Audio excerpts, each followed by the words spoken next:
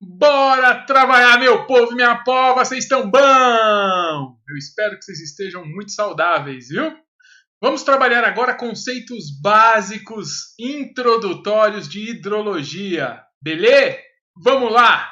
Essa nossa aula tchutchuca, lindona, fofucha, vai abordar temas que são extremamente específicos, introdutórios, básicos, que vão trazer muitos argumentos numa prova que seja dissertativa e que pergunte o tema e que vão dar muito entendimento sobre o assunto. A gente começa com conceitos gerais. Por exemplo, o que será que é uma bacia agrupada? O que será que é uma bacia autônoma? O que será um rio perene e um rio intermitente? Bom, vamos começar com esses dois últimos. Rio perene é o rio que corre o tempo todo, nunca seca, nunca congela. É o rio que tem corredeira contínua. É, portanto, os rios de regiões que são tropicais, equatoriais, muito chuvosas e, portanto, não secam ou não congelam. Os rios intermitentes, por sua vez, são aqueles rios que temporariamente deixam de correr, ou porque congelam, ou porque secam. Então não podemos ignorar estas características: intermitência, perenidade. Vamos aprofundar em bacia agrupada e bacia autônoma. Bacia agrupada é aquela que você tem vários rios que correm para o mesmo lado, mas que não se grudam, que não fazem parte um do outro, não são afluentes entre si, não são afluentes de um rio principal. São rios que têm a mesma vertente, que é o caminho por onde a água verte, por onde ela desce, tem a mesma característica climática, tem a mesma característica natural, entretanto, mesmo sendo fisicamente irmãos, não se conectam, aí por isso a gente agrupa numa bacia. Já os rios que estão vinculados entre si por um rio principal, um é afluente do outro, estes formam uma bacia autônoma, que tem um eixo principal e rios que lhes compõem como afluentes. Bora ver isso no mapa? Bom, vemos aqui o mapa das bacias hidrográficas brasileiras. A gente vai analisar esse mapa com cuidado mais para frente, não é agora não. Agora eu quero que vocês vejam, eu vou fazer uns desenhos bonitinhos nesse mapa, porque eu quero que vocês notem o que é uma bacia agrupada e o que é uma bacia autônoma. Vejam, nós temos aqui, por exemplo, um rio na bacia do Nordeste Oriental, o rio Jaguaribe, o rio Apodi, o rio Piranhaçu, o rio Paraíba do Norte. Repararam que os rios todos nascem no mesmo lugar? Pois é, vou mudar a cor e vou mostrar o local de nascente. Quer dizer que é uma região mais alta. Essa linha azul aqui, ó, essa região azul que eu marquei aí é uma região mais alta. Os rios nascem ali e correm sentido oceano. Eles têm a mesma vertente, eles escorrem para o mesmo lado, têm a mesma característica climática, têm as mesmas características físicas, mas nunca se conectam. Isso quer dizer que eles são rios agrupados. Então a gente agrupa por características próximas. Agora, se a gente pegar aqui, ó, o Solimões, que aqui vira Rio Amazonas. Aí a gente pega o Rio Negro. Aí a gente pega o Rio Madeira, o Rio Purus, o Rio Trombetas, o Tapajós. Todos esses são afluentes do Rio Amazonas. Se conectam ao Rio Amazonas. O Rio Amazonas é o eixo principal. Todos os demais são rios afluentes secundários. Por isso a gente trata como bacia autônoma. Autônoma porque tem um eixo principal. Agrupada porque tem vários rios que nunca se conectam e se agrupam. Este conceito básico nós não podemos ignorar. Continuando nessa lógica, né, dos conceitos básicos, vamos falar sobre, basicamente, Elementos da formação e do perfil de um rio. Vamos começar primeiro com as características do rio segundo sua lógica de deságue. Se um rio nasce e corre para dentro do continente e deságua em outro rio ou num lago, ele é um rio endorreico. Voltamos no nosso mapa para a gente ver um rio endorreico. Olha aqui o rio Tietê. Nasce pertinho ali de São Paulo. Vamos desenhar ele no seu nascimento? Ele nasce aqui, ó, pertinho da capital, São Paulo. Corre sentido centro do continente, sentido oeste. E deságua no rio Paraná. Ele é um rio endorreico. Porque deságua dentro do continente, a foz dele é dentro do continente. Vamos pegar então outro rio, por exemplo, o Jequitinhonha, nasce aqui no centro de Minas, vai para o sentido nordeste e deságua aqui no sul da Bahia, no Oceano Atlântico. Deságua no oceano, ele é exorreico, deságua para fora. Agora existem rios que são arreicos. Rios arreicos é o caso de alguns rios que nascem dentro do continente e nunca desaguam nem em outro rio, nem no oceano. Eles simplesmente evaporam. A corredeira termina. É o caso de alguns rios africanos que chegam até ali ao deserto do Kalahari. Simplesmente eles criam um delta alagado que é onde eles terminam. Eles não se conectam a mais nada. Então, os arreicos são rios que correm, mas que não desaguam. Beleza? Olha só. Um rio nasce e nunca chega a desaguar em lugar nenhum. Esses são arreicos. Passamos então para a análise das estruturas básicas de uma bacia. Por exemplo, o que é montante de um rio, jusante, o que é um meandro. Olha aqui a nossa imagem inicial. Nós temos aí algumas estruturas básicas que a gente tem que conhecer. Reparem que a nascente, em geral, está numa área alta. Vejam o nosso laser, né? A nascente sempre está numa área alta. Essa área alta é o que a gente chama, de divisor de águas. Quer dizer que se chover aqui nessa encosta, a água vai correr para um lado e formar um rio. Se chover na encosta, pode ser que a água corra para o outro lado e forme rio em outro lugar.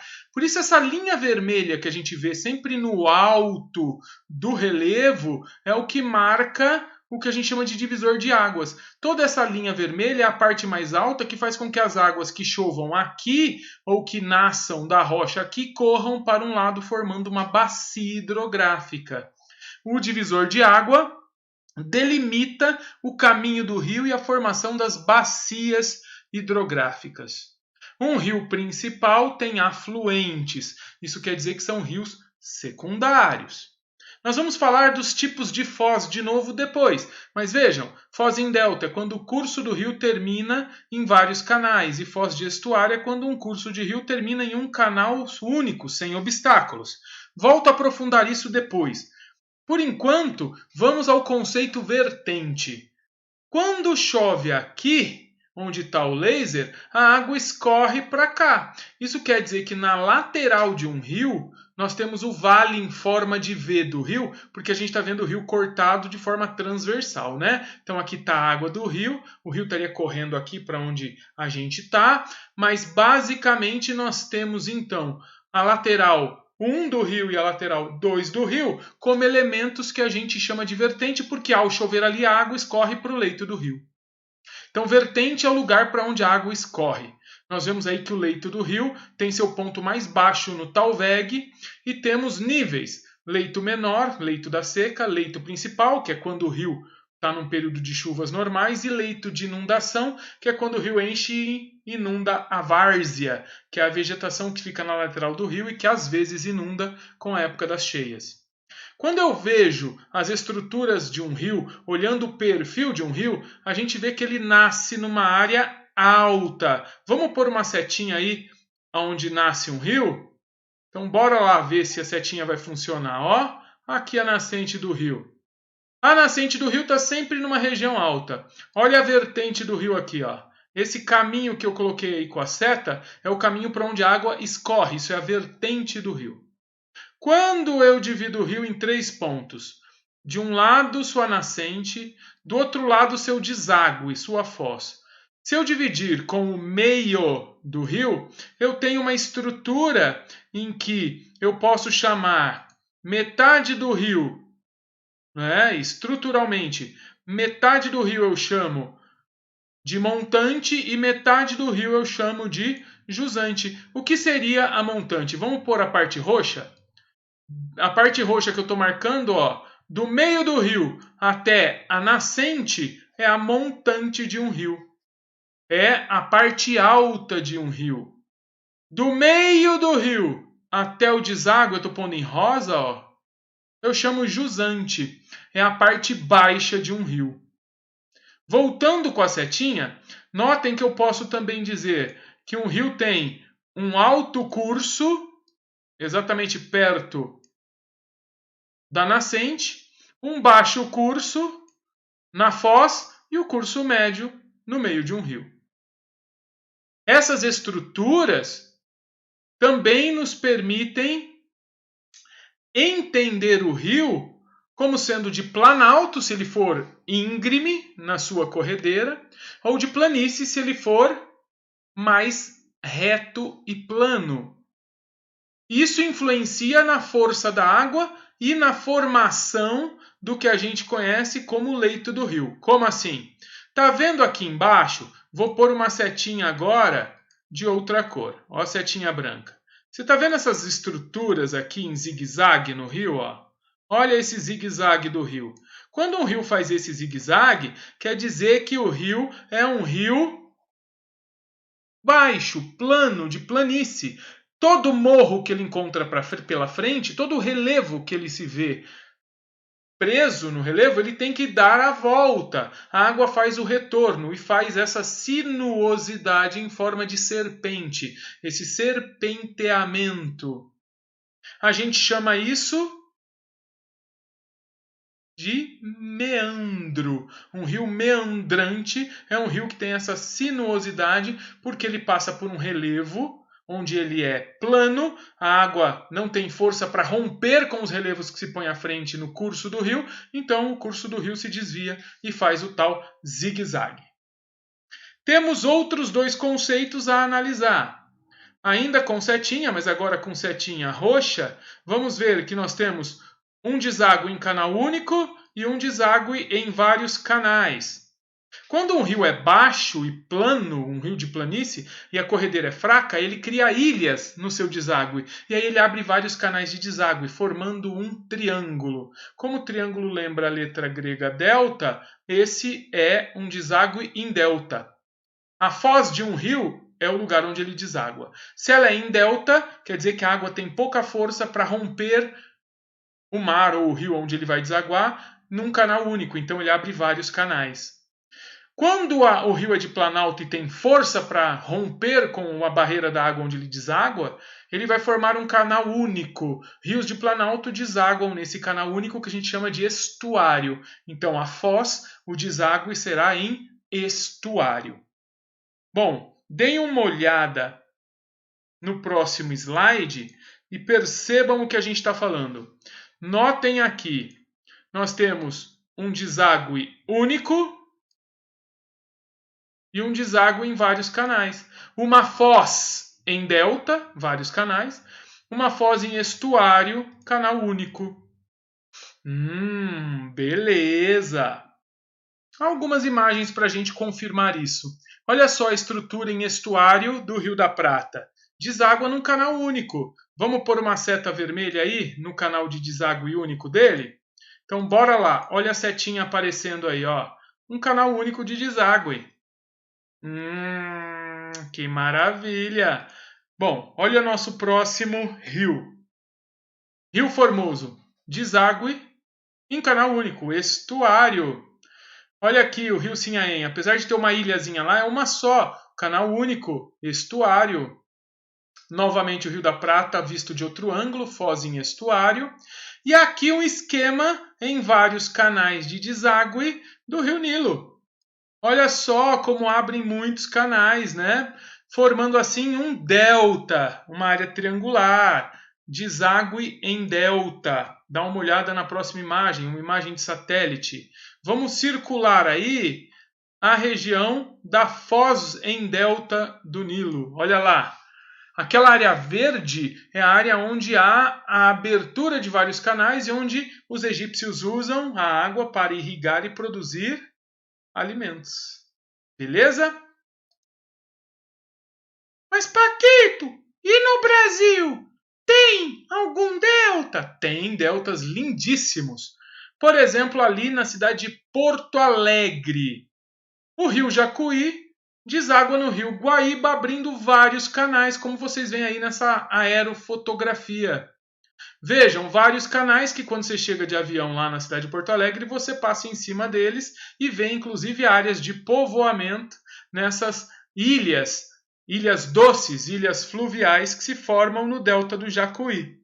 Temos ainda o delta do Parnaíba, uma região maravilhosamente linda, lá da região do litoral norte do Nordeste brasileiro. O delta do Parnaíba é uma das regiões mais bonitas do país e ainda bastante preservada, tá bom? Chegamos ao divisor de águas, né, mostrando aqui sim um relevo dividindo duas bacias, como a gente viu naquele esquema inicial. E, por fim, as estruturas que a gente pode classificar as bacias hidrográficas. Quando as regiões forem extremamente planas, até mesmo baixas, nós teremos dois tipos de formação de bacias hidrográficas segundo o relevo. Quando ela for extremamente plana, vai se formar assim, ó, treliça, onde o rio corre tão lentamente que quando tem cheia, ele vai ocupar as áreas laterais e aí as áreas vão escorrendo pelos lugares um pouquinho mais baixos, questões de centímetros e metros mais baixos, e vão formando essa área ramificada assim de pequenos lagos, pequenos canais. Então, a treliça é uma classificação de região plenamente plana. Em compensação, outra região plana é a classificação em dendrítica. Quando as bacias são dendríticas, elas são muito planas. Claro que a gente pode observar que existem áreas internas que têm algum relevo, portanto, as bacias nunca se encontram. Eu estou dividindo duas bacias aqui com um pequeno relevo mais alto que não permite que a bacia se encontre com a outra. Mas ainda assim áreas planas, por isso que os rios têm afluentes abertos para todos os lados, diferentemente dessa estrutura em que as bacias seguem paralelas umas às outras. Uma bacia segue aqui, a outra segue ali, a outra segue aqui. O relevo intermediário é extremamente íngreme.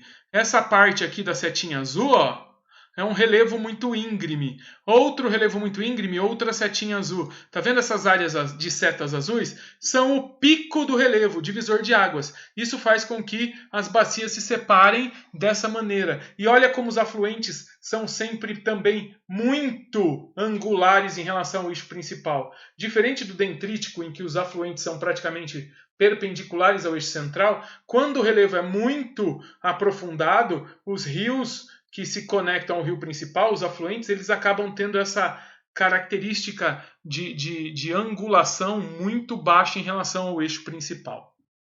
E por fim, mudando aqui a nossa estrutura para um círculo, essa região que eu pus aqui em círculo de azul é uma área alta. E basicamente ela acaba gerando uma espécie de ramificação radial das bacias, que vão seguir o relevo alto para o baixo para todos os lados, formando bacias independentes entre si, autônomas entre si, e que necessariamente correm em sentidos opostos radiais. Por isso que nós temos aí uma estrutura de bacias sobre a característica radial. Só isso nós precisamos saber? Não, tem mais conceitos interessantes. Agora pensando no leito, nos canais dos rios. Bora entender esses conceitos de canais fluviais. Agora a gente não está falando da bacia inteira. Agora a gente está falando de canais únicos de rios, só do rio. Quando o canal de um rio é retilíneo, isso implica que o rio tem corredeira forte, ou seja, ele é um rio que sai de uma área alta para uma área baixa. Então os sedimentos não se acumulam, a não ser em pequenos bolsões na lateral do rio. É o caso aí, então, do nosso canal sob a forma retilínea. Esses canais aqui são canais de rios de planalto, de rios com grande corredeira. Agora, eu já disse sobre esses canais aqui. Os meandrantes são canais de rios planos, de rios baixos. O rio está caminhando, de repente ele encontra, por exemplo, um relevo aqui que ele não consegue passar. Então ele faz a volta. Aí ele encontra outro relevo aqui que ele não consegue passar, então ele faz a curva. Mais um relevo aqui que ele não consegue passar, e aí aqui mais um relevo que ele não consegue passar. Então essas áreas de morro vão fazendo com que basicamente os rios as contornem, porque esses relevos que eu estou pondo sob a forma de círculos aí, eles vão determinando o caminho do rio, porque a água sempre escorre pelos lugares mais baixos. Então esses morros que eu pus em forma de bolas vermelhas permitem apenas que o rio faça o zigue-zague em torno deles. Por isso o rio de meandro, rio meandrante, adaptados a relevos extremamente planos e com uma característica de corredeira muito tranquila do rio. Ao invés de romper o relevo, aquele morro que atrapalha, o rio prefere dar a volta. Beleza? Continuando, imaginem agora que nós temos dois tipos de classificação muito parecidas. Os canais entrelaçados e os canais anastomosados muitas vezes são confusos para entender as suas diferenças. Vamos imaginar o seguinte, aqui a gente está vendo um canal único, eu vou pôr a seta aqui no entrelaçado, nós estamos vendo um canal único. Aqui, por sua vez, eu estou vendo um canal de um rio, outro canal do rio, mais um canal de rio, mais outro canal de rio. Tá vendo? Eu tenho vários canais. Esse aqui tem um canal único. O que acontece? O rio é tão plano no entrelaçado aqui embaixo, é tão plano, mas é tão plano, que os sedimentos vão formando ilhas. Vamos pôr as ilhas aí, as setinhas nas ilhas em amarelo? Olha as ilhas se formando no meio do canal. E aí o que acontece? A água tem que passar entre essas ilhas, formando dentro de um canal único do rio pequenos canais entrelaçados por onde a água passa. Então o que a gente chama de canal entrelaçado é quando você tem um canal único, a formação de muitas ilhas de sedimentos e aí a formação de microcanais em torno dessas ilhas. Lá na região dos canais que a gente chama anastomosados, nós temos inicialmente um canal único, olha só. Esse canal único acha um relevo. Esse relevo, ele é tão complicado de se passar que, basicamente, o rio prefere seguir dois caminhos diferentes. Como assim, dois caminhos diferentes? Deem uma olhada aqui na setinha azul. O rio vai escolher caminhar para cá e, por conta do relevo, ele também se divide e caminha para cá. O rio se divide, depois ele volta a se juntar, olha só. Ou mantém a divisão e se junta mais lá na frente. A verdade é que os canais se dividem por causa do relevo, que já está posto ali à frente, e o rio faz essa anastomose. Olha aqui o resuminho. Vamos ver o que a aula trouxe para a gente escrito. O relevo de morros geram canais, então quer dizer, você já tem um relevo que gera canais que se dividem, mas que se entrelaçam depois. Isso é anastomose. Por sua vez, o entrelaçado é o depósito de sedimentos no leito do rio, que forma, então, ilhas, e aí a água se divide em canais dentro do antigo canal principal, e aí os canais formados pelas ilhas se entrelaçam. Essa é a diferença de classificação entre eles, beleza? E para a gente concluir essa aula de conceitos gerais, vamos pensar nos regimes e alterações hidrológicas. Os regimes pluviais são os regimes de chuva. De acordo com o clima de cada região, os rios podem ser alimentados uma vez, 2 vezes ao ano, em época de excesso de chuvas. podem nunca receber grandes aportes de água de chuva se a região tiver clima árido. Então nós temos que classificar os regimes hidrológicos como sendo os regimes de alimentação no sentido de engorda dos rios com a água que o clima traz para a região. Por exemplo, o regime equatorial chove o ano inteiro, tem 2 momentos de muita chuva. Então o rio Amazonas, que é um rio dessas características, tem 2 grandes cheias ao ano. Por sua vez, o clima tropical tem chuvas no verão e inverno seco. No inverno os rios estão mais secos, menos volumosos. E no verão, muito caudalosos. Caudalosidade implica em grande volume de caldo, de água. O regime monsônico. No verão, chuvas torrenciais. É o caso do Ganges na Índia. E no inverno, seca, que pode levar alguns rios até a intermitência. O Mediterrâneo. Chuvas no inverno. O clima mediterrâneo é úmido no inverno. Verões secos. É o caso do rio Ebro, na Espanha, do rio Tejo, em Portugal. Semiárido ou árido. Os rios são intermitentes porque as chuvas são escassas ou raras.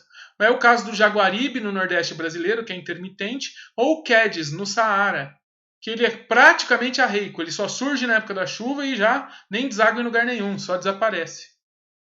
Por sua vez, o subtropical tem chuvas distribuídas o ano todo. Então o rio tem água o ano inteiro. É o caso do rio Uruguai.